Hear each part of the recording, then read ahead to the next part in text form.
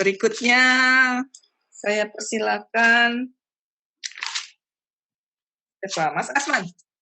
Baik, Bu.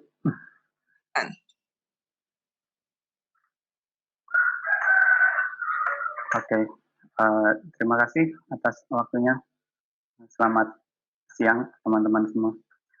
Saya akan sedikit bercerita tentang migrasi burung pemangsa, monitoring burung pemangsa di Indonesia. Sebenarnya kegiatan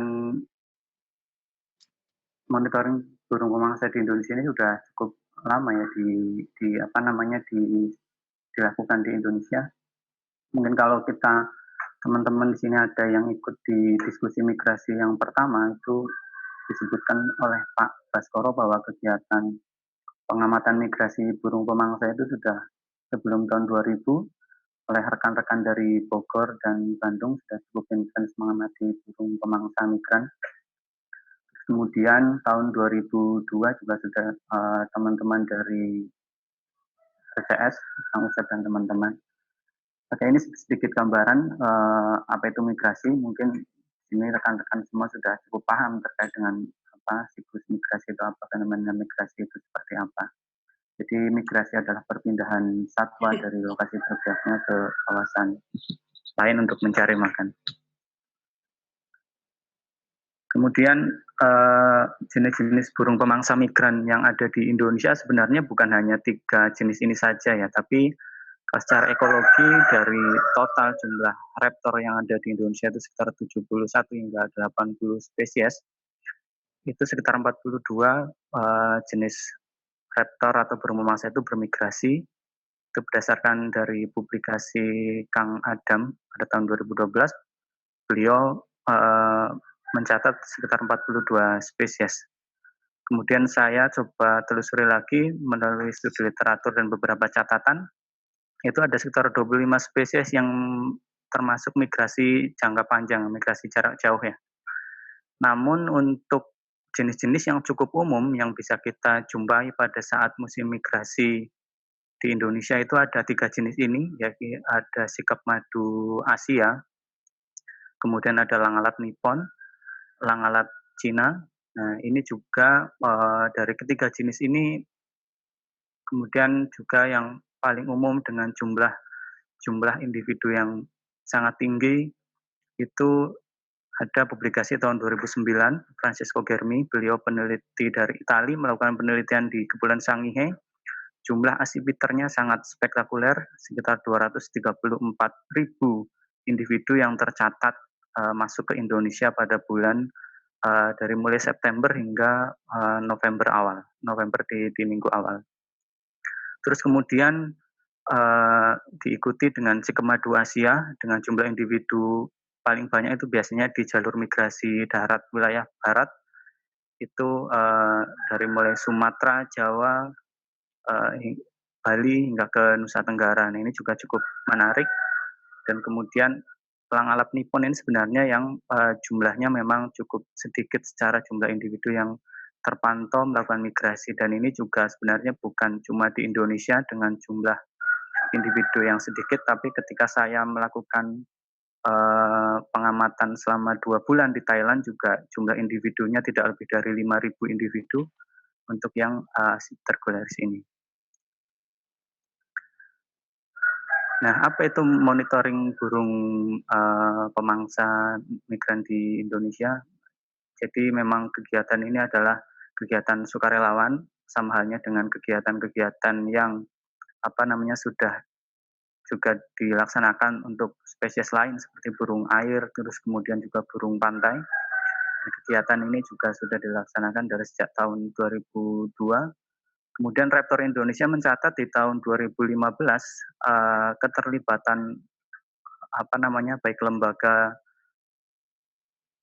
LSM dan pemerintah yang terlibat dalam kegiatan pemantauan migrasi burung pemangsa di Indonesia itu sekitar 25 organisasi yang tergabung hingga tahun 2015 pada waktu itu ketika dilaksanakan kegiatan Festival Migrasi Burung Pemangsa. Jadi kegiatannya pengamatan burung secara serempak untuk waktu-waktu yang sudah ditentukan. Nah, tujuan dari kegiatan ini adalah satu, kita sebenarnya pengen tahu sebenarnya rute migrasinya itu seperti apa. kemudian mengetahui wintering area dari raptor migran yang dimaksud. Jadi raptor-raptor migran itu sebenarnya ketika sudah masuk ke Indonesia, mereka distribusinya kemana saja. Kemudian juga untuk mengetahui dan melakukan pendataan yang baik untuk populasi maupun jenis raptor yang bermigrasi sepanjang musim. Nah, ini mungkin sama juga kasusnya seperti yang terjadi di burung pantai. Jadi dengan kegiatan-kegiatan pemantauan yang secara rutin, kita juga bisa tahu terkadang juga untuk spesies-spesies yang itu merupakan spesies yang jarang. Misalkan di 2013 itu di Lembang tercatat satu jenis Acipiternithus itu adalah merupakan spesies yang sebenarnya sangat jarang bermigrasi ke Indonesia. Ketika saya komunikasikan dengan Bas Van Balen pun sebenarnya itu merupakan catatan atau dokumentasi pertama untuk di Indonesia karena beliau ketika di Kalimantan sekitar tahun 95 itu merasa ragu bahwa yang ditemukan adalah Acipiternithus. Jadi catatan 2013 itu menjadi catatan pertama atau yang mengkonfirmasi bahwa Acipiternithus itu bermigrasi sampai ke Indonesia. Kemudian catatan 2015 di teman-teman Taman Nasional Bantimurung itu ada Butas turtisa atau white eye buzzard, itu juga rentang migrasinya jauh sekali hingga sampai ke Taman Nasional Bantimurung. Nah, ini sebenarnya bagaimana kontribusi teman-teman baik pengamat burung maupun masyarakat secara umum terhadap pantauan migrasi itu sangat penting adalah untuk mengetahui juga jenis-jenis apa saja yang melakukan migrasi ke Indonesia. Nah, ini waktu-waktu migrasinya sama juga waktunya karena ini juga pengaruhnya sama juga dengan perubahan iklim yang terjadi di lokasi berpihaknya. Ini kalender atau siklus migrasi burung pada umumnya. Ini saya cuplik dari buku buku panduan identifikasi burung pantai.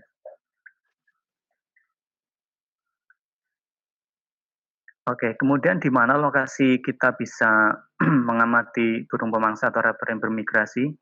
Umumnya adalah lokasi yang sangat menguntungkan adalah lokasi-lokasi yang berbukit, pegunungan, atau lokasi-lokasi yang memiliki jangkauan pandangan yang cukup luas. Nah, kemudian yang kedua adalah ketika kita sudah tahu bahwa lokasi itu adalah jalur atau koridor yang dilalui raptor dalam bermigrasi, itu juga cukup menguntungkan kita untuk ketika kita akan melakukan pengamatan migrasi. Meskipun sebenarnya ada individu-individu yang mungkin juga tersebar di kota misalkan.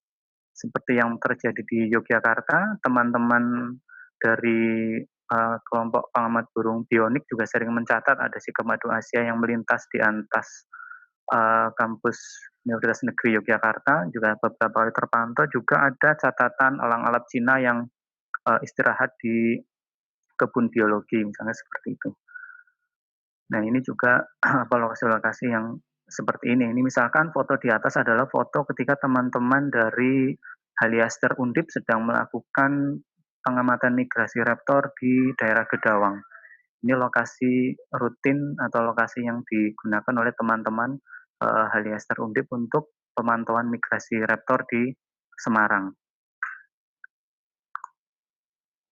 Kemudian lokasi-lokasi pengamatan ini yang sudah terpetakan, sudah tercatat, sementara ini di Sumatera ada Pulau Rupat. Nah, ini Pulau Rupat sebenarnya pintu masuk atau pintu keluarnya untuk raptor-raptor yang bermigrasi ke Indonesia melalui Sumatera. Meskipun pada saat migrasi arus datang, ini jumlahnya tidak setinggi ketika mereka akan kembali ke habitatnya sekitar bulan Februari hingga April.